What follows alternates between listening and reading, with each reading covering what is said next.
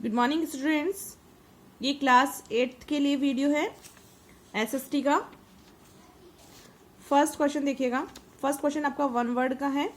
आपको one word के अंदर आपको आंसर देना है। तो फर्स्ट क्वेश्चन देखिएगा, water which is use to generate hydroelectricity has this kind of value.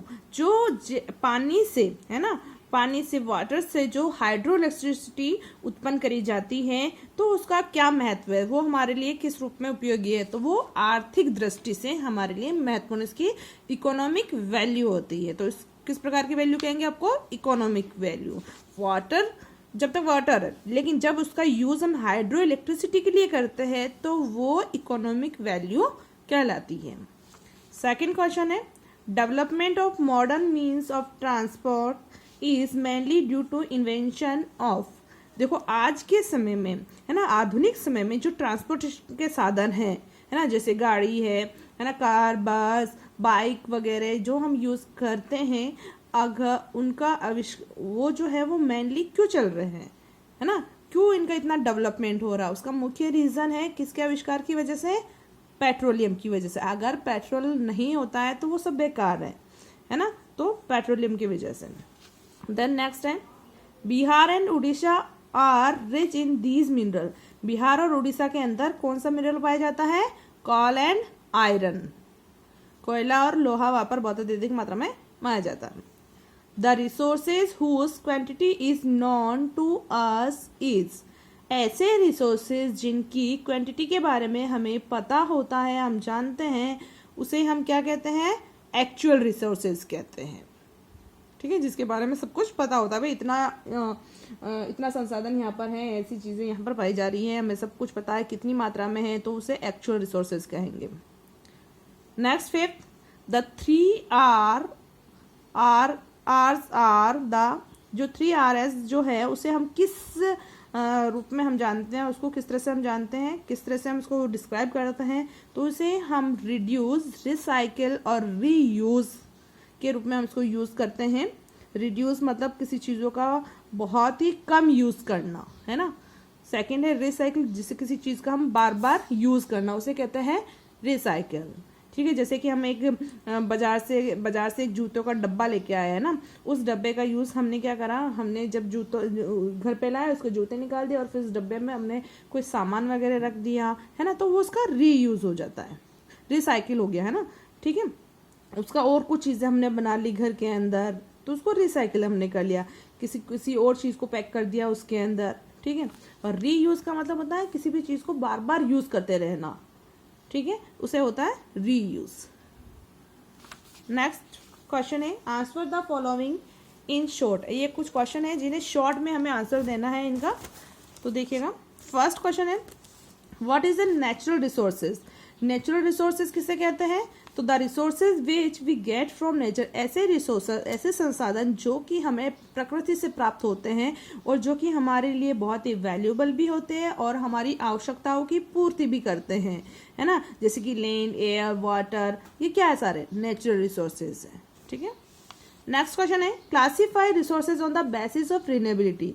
देखो जो रिसोर्सेज जो है उसे 3 भागों में बांटा गया है, natural resources, human made resources और ह्यूमन।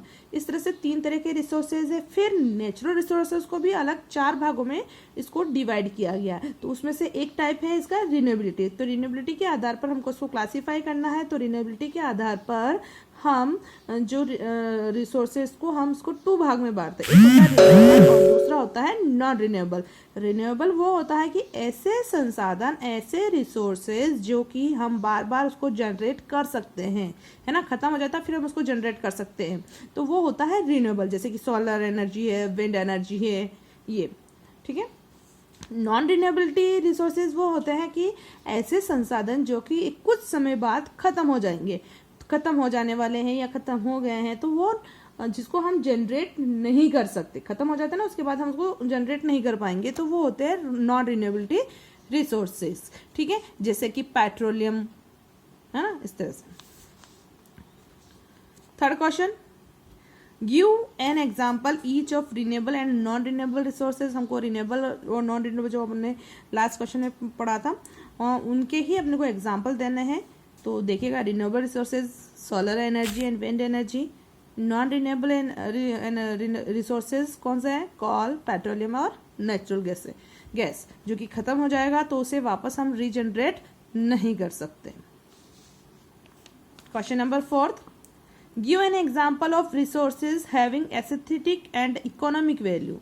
ऐसे रिसोर्सेज जो कि देखने में भी बहुत सुंदर लगते हैं और जिनके आर्थिक दृष्टि से भी उनकी बहुत ज़्यादा महत्वता है, वैल्यू है, तो वो कौन सा है? तो मैं आपको बताती हूँ, वाटरफॉल, है ना। झरने जो होते हैं वो क्या होते हैं? देखने में सुंदर भी लगते हैं और अगर हम उसे इलेक्ट्रिसिटी जनरेट करते हैं तो उसकी इकोनॉमिक वैल्यू भी बढ़ जाती है। तो आपका एग्जाम्पल क्या रहेगा? वाटरफॉल। देन नेक्स्ट क्वेश्चन है,